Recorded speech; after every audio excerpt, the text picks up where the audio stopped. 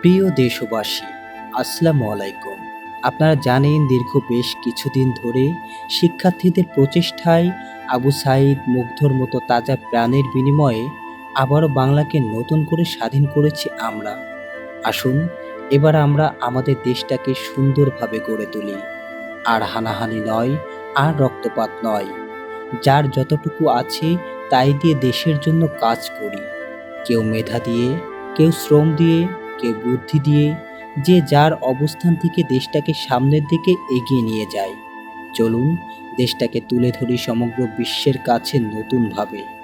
আমরা তরুণ প্রজন্ম, আমরা পারি না এমন কোনো কাজ নেই। সকলের প্রচেষ্টায় এই দেশটাকে আবারও নতুন করে গড়ে তোলা সম্ভব। ধর্ম বর্ণ নির্বিশেষে সকলে একত্রিত হয়ে কাঁধে কাঁধ রেখে দেশ বিনির্মাণে সহযোগিতা করব, এই হোক দৃঢ় প্রত্যয়। মন থেকে হিংসা বিদ্বেষ তাড়িয়ে ভালোবাসার রঙে রাঙিয়ে তুলি আমাদের সকলের অন্তর। শহীদদের আত্মত্যাগ কখনো ভুলণ্ঠিত হতে দেব না। তাই ভুল নয়, ফুল ছড়ান, রক্ত নয়, সম্ভাবনা ছড়ান।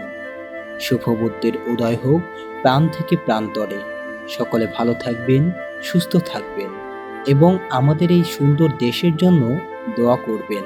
আল্লাহ হাফেজ।